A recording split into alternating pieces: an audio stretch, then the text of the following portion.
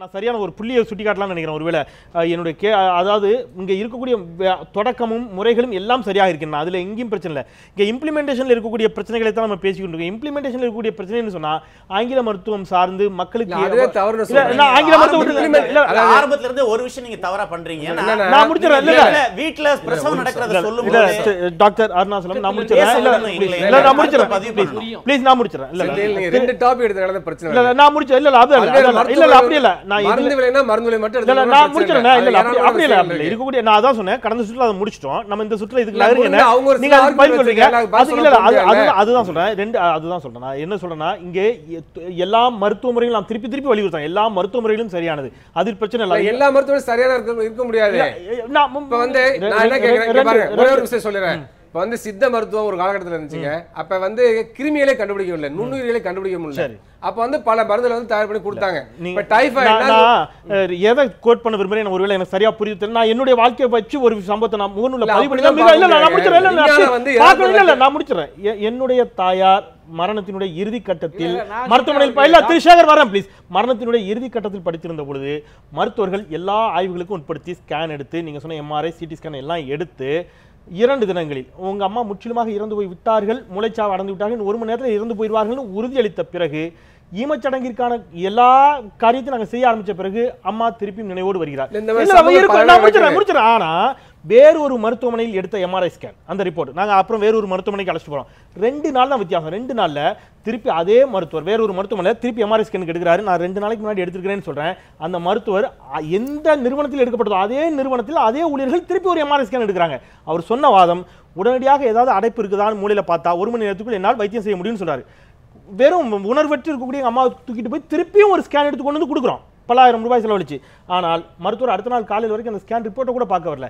நான் பொதுமைப்படுத்த விரும்பல, நான் தயவுசெய்து புரிஞ்சுக்க. இது ஆயுர்வேதத்தில் இருக்கு, சித்தால இருக்கு, மனிதர்கள் செய்யக்கூடிய தவறுகளா இருக்கு. நான் கேட்க வர்றது இந்த இம்ப்ளிமெண்டேஷன்ல இருக்கக்கூடிய தவறுகள் மக்களை வந்து பாதிப்புக்குள்ளாக்குகிறதா, இதை எப்படி சரி செய்யணுங்கிறத நோக்கி தான் நான் நகர விரும்புறேன்னு சொல்ல வரேன். இல்ல இப்போ உங்க டாபிக் நான் வர்றேன். பிரச்சனை வந்து 2 நாளைக்கு வச்சுக்கலாம். இன்னொரு டாபிக் எடுங்க. அதாவது மருத்துவத்தை பற்றி ஒட்டுமொத்தமான பார்வைக்கு நம்ம வரலாம். இந்த விஷயத்துக்கு வாங்க. அதாவது இந்த இம்ப்ளிமெண்டேஷன்ல இருக்கக்கூடிய விஷயங்களை எங்க சரி பண்ணலாம். இன்னும் என்ன சொல்றேனாக்க, இன்றைக்கு வந்து நம்ம பயன்படுத்தக்கூடிய மருந்து இருக்குல்ல, மாடர்ன் மெடிசன், இதுவே 20 வருஷத்துல மாறி போயிடும். சரி, அதாவது தனிப்பட்ட நபருடைய ஜீனோவா அடிப்படையில மருந்து கொடுக்கக்கூடிய நிலைமை வந்துடும். இப்ப பெரிய பெரிய மாத்திரை கொடுக்க வேண்டிய அவசியமே இருக்காது. ட்ரக் டெலிவரி சிஸ்டமே மாறி போயிடும். அப்ப இது வந்து காலாவதி ஆகி போயிடும். அந்த காலகட்டத்தில் இந்த மருந்தா சிறந்த நான் பிடிச்சி நிக்க முடியாது. ஏன்னா டெக்னாலஜி அந்த அளவுக்கு போயிட்டு இருக்கு. அதனால அதெல்லாம் நம்ம பார்க்க வேண்டிய அவசியம் இருக்கிறது. அதுக்கு அடுத்த விஷயத்துக்கு வரும். இப்போ வந்து மருந்து விலைன்னு சொல்றப்ப அவர் சேகர் சொன்னார், நாங்கள் வந்து பெருசாக கட்டுப்படுத்திருக்கோம். இன்றைக்கும் கூட இந்தியாவில் வந்து இந்த அளவுக்கு மருந்து விலைகள் அதிகமாக இருக்கிறது சொன்னால் அதுக்கான பாரதிய ஜனதா கட்சி தான்.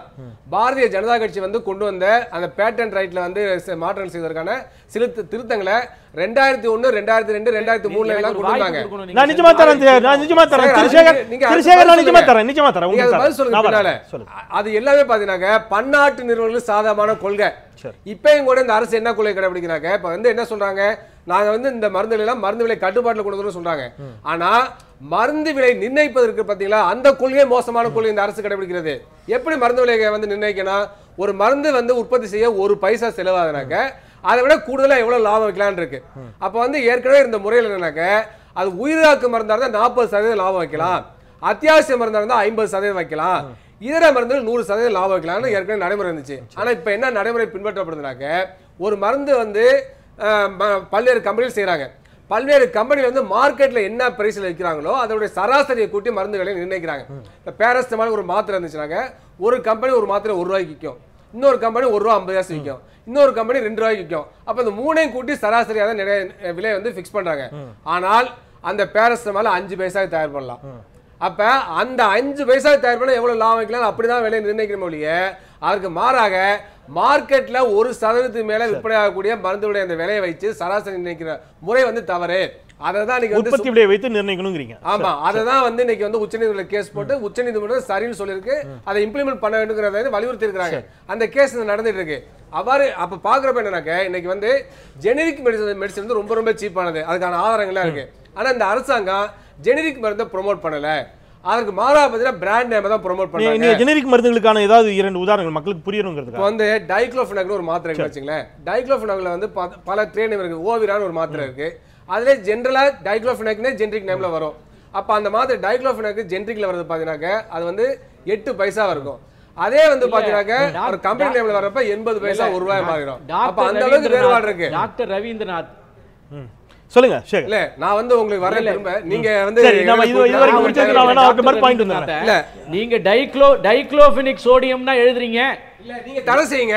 இல்ல டாக்டர் ரவீந்திரநாத் டைக்ளோஃபெனிக் சோடியம்னா எழுதுறீங்க. நான் கேக்குறேன் நீங்க வந்து பங்களாதேஷ்ல ஜெரடால் பீன் தான எழுதுறீங்க. பங்களாதேஷ்ல விற்பனை பேர்கள் கிடையாது. அங்க இல்ல நீங்க எதை எழுதுறீங்க? மருந்தியல் பேர்ல தான் ஜெனரிக் பேர்ல எழுத முடியும். நான் கேக்குறேன் டாக்டர் வந்து மருந்தியல் பேர்ல எழுத சொல்றீங்க. உங்க அரசாங்கம் ட்ரேட் நேம்ல இருந்து பேன் பண்ணுங்க. நீங்க உங்களை வந்து பார்க்க கூடிய ரெப்ரசன்டேட்டிவ் நான் என்ன சொல்றேன் ரெப்பே தேவையில்லை. ரெப்பியா வர்றாங்க பலர் பிராண்ட் நான் ஒரு கேள்வி கேக்குறேன். ஒரே ஒரு கேள்விக்கு அதுக்கு பதில் சொல்லுங்க. பலர் ட்ரேட் நேம் இல்ல டாக்டர் ரவீந்திரநாத் ஒரே ஒரு கேள்விக்கு பதில் சொல்லுங்க. ஒரு விஷயத்தை கேக்குறாரு. ஒரு நிமிஷம் ஒரு கேள்விக்கு பதில் சொல்லுங்க. கேள்விக்கான பதில் சொல்லிட்டு நீங்க ஒரு கேள்வி மாற்றி கேளுவீங்க சுருக்கமாக. இல்ல நான் ஒரு கேள்விக்கு பதில் சொல்லுங்க சுருக்கமாக. நான் ஒரே ஒரு கேள்வி கேக்குறேன். டாக்டர் ரவீந்திரநாத் ஒரு கேள்வி கேக்குறேன்.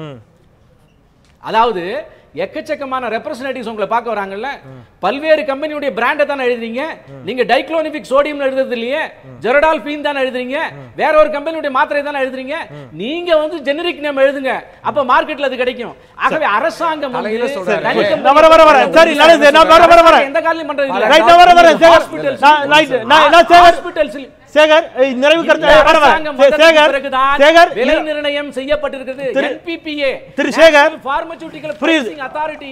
திரு சேகர் ஒரு நிமிஷம். திரு சேகர் நான் அவருடைய கருத்தை கேட்டு நிறைவு கருத்து உங்ககிட்ட வாங்கிறேன். ஏன்னா ஒருவேளை அவர்கள் ஏதாவது சொன்னா நீங்க மறுப்பு சொல்வதற்கான ஒரு வாய்ப்பு உங்களுக்கு அளிக்க வேண்டியிருக்கும். அதுக்காக நான் மீண்டும் கடைசியாக உங்ககிட்ட பதில் வாங்கிறேன். அது சரியா இருக்கும்னு நினைக்கிறேன். நிறைவு கருத்தா இருக்கும். நிறைவு கருத்தாக டான்சிலோமைடுங்கிற ஒரு கேன்சர் மருந்து இருக்கு. சிறுநீரகத்தை புற்றுநோய்க்கான மருந்து.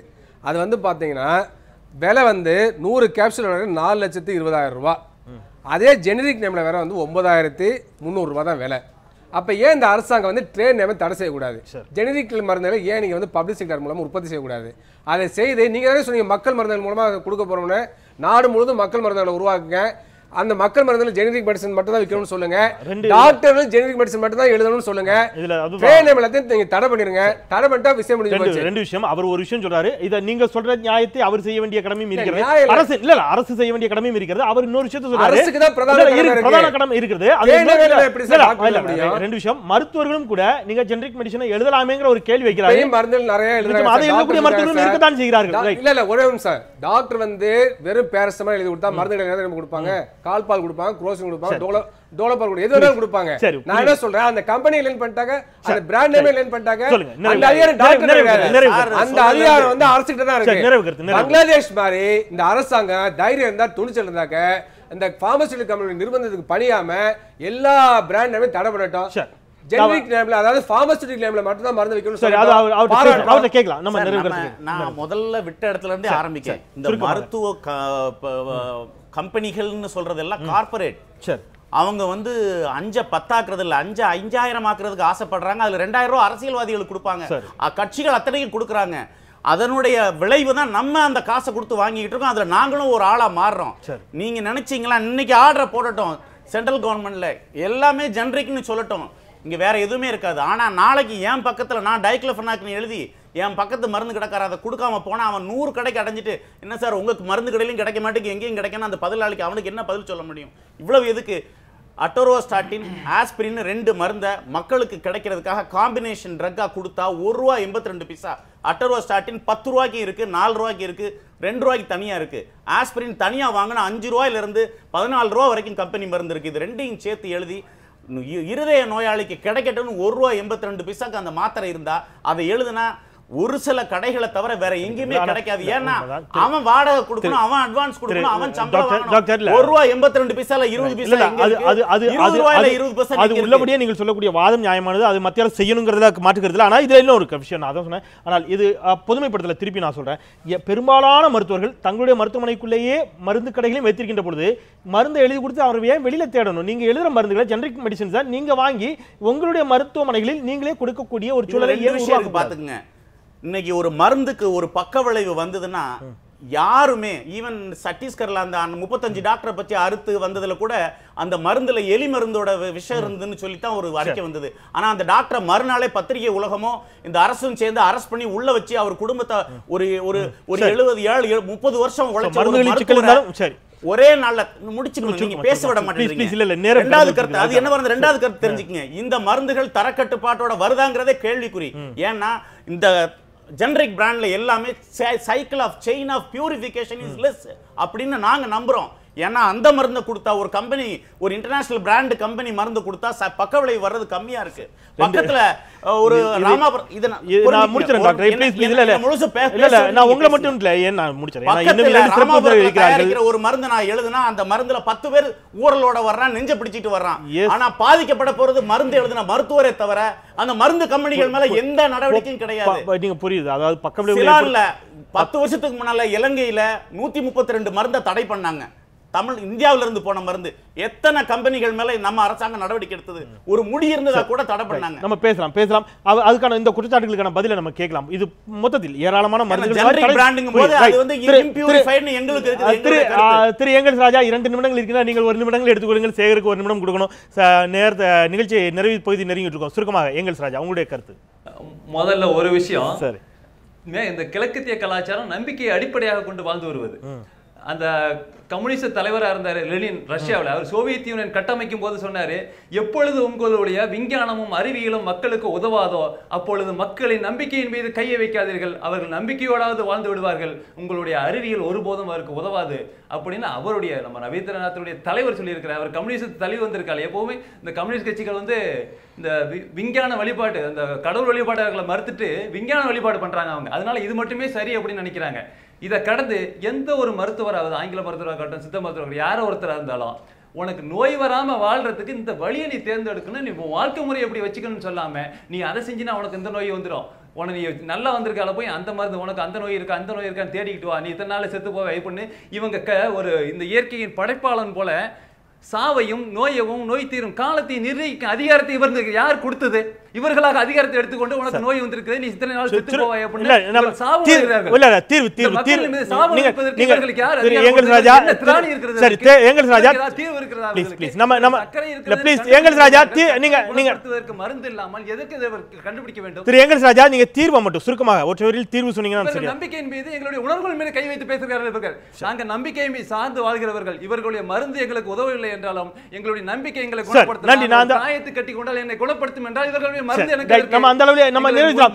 நன்றி நன்றி நன்றி ராஜா ப்ளீஸ். நான் ஏங்க ஒரு பகுதி மருந்து பேசுறீங்க. எங்கல்ஸ் ராஜா ப்ளீஸ் நம்ம இந்த அளவுல நிறைவேற்றலாம். நீங்க எதை திரு எஸ்ஆர் சேகர் ப்ளீஸ், திரு எஸ்ஆர் சேகர் ப்ளீஸ், திரு எஸ்ஆர் ப்ளீஸ் எஸ்ஆர் திரு சேகர் இப்ப விமானத்துல பறக்கிற உலகம் சார் ப்ளீஸ் கோஆபரேட் பண்ணுங்க. பறக்கிற உலகத்துல போய் நடந்து போவோம் அமெரிக்கா சொன்னா நடந்து டாக்டர் ப்ளீஸ் கோஆபரேட் பண்ணலாம். இல்ல இப்ப இந்த அரசு கவனிங்க. நான் டாக்டர் ஒரு மீட்டிங் இந்த ஒரு கூட்டத்துல உங்களை கூட்டா தான் தப்பு. ஆனா இதே மருத்துவத்தை இல்ல please please doctor Germany Modi please please திரிசேகர் நோ ப்ளீஸ் திரிசேகர் வரேன் அந்த வார்த்தை தயவு செய்து திரும்ப பெற்றுக்கோங்க. அது தவறான வார்த்தை. 4 பேர் எங்களுக்கு மிக முக்கியமானவர்கள். 4 சிறப்பு விருந்தினர்களும் நியூஸ் ஆன் தமிழ் தொலைக்காட்சி மதிக்கிறது. ஒரு விவாதத்தை எப்படி கொண்டு செல்ல வேண்டும், மக்களுக்கு என்ன மாதிரியான கருத்துக்களை கொண்டு செல்ல வேண்டும் என்பதை தீர்மானிக்கக்கூடியது தொலைக்காட்சியும் தொகுப்பாளரும். உங்கள் எல்லோருக்கும் சமமான நேரத்தை தெரிகிறோம். ஒருவரை அழைத்தது தவறு என்று அவரை காயப்படுத்துவது, அவருடைய உணர்வுகளை காயப்படுத்துவது நல்ல ஒரு நாகரிகமான பண்பாக இருக்காது. நிச்சயமாக நீங்கள் உங்களுடைய உணர்வுகளை நான் மதிக்கிறேன். தயவு செய்து இங்கே எல்லோரும் மக்களுக்காக சேவை செய்கிறீர்கள். நீங்கள் அத்தனை பேரும் மக்களுக்காக சேவை செய்கிறீர்கள். உங்களுடைய உணர்வுகளை நான் மதிக்கிறேன். யாரையும் தனிப்பட்ட முறையில் காயப்படுத்துவதற்கு என்னால் அனுமதிக்க முடியாது. மன்னிக்கணும். நிறைவாக திரு சேகர், அதாவது இந்த அரசு வந்ததற்கு பின்னாலே 662 மருந்துகள், குறிப்பாக உயிர்காக்கும் மருந்துகள் விலை குறைக்கப்பட்டிருக்கிறது. இது உண்மை. இது ஹிஸ்டரி. இதை மறுப்பவர்கள் மறுக்கலாம், ஏற்றுக்கொள்ளாதவர்கள் ஏற்றுக்கொள்ளலாம். அது அவங்களுடைய இஷ்டம். அதனால இதுல ஒரு கட்சியினுடைய கொள்கையோ லட்சியமோ வருவதில் அரசாங்கத்தில் செய்திருக்கிற உண்மை ஏற்றுக்கொண்டுதான் ஆக வேண்டும். இந்த ஜெஃபிட்டினேட் என்று சொல்லுகின்ற அந்த நோவார்டிஸினுடைய மருந்தை பற்றி தான் டாக்டர் ரவீந்திரநாத் லட்சக்கணக்கில் ஏறியதாக சொன்னார். இல்லவே இல்லை.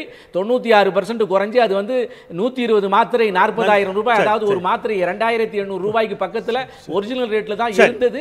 எனவே அந்த தகவலை, தவறான தகவலை அவர் சுருக்கமாக முடிந்த அளவுக்கு சுருக்கமாக திரிசேகர் நம்ம நிறைவு செய்யணும். நேரம் கடந்து கொண்டே இருக்கிறது. ஜெனரிக் நேமில் எழுதுவதற்கு தயாராக இருக்கிறோம்.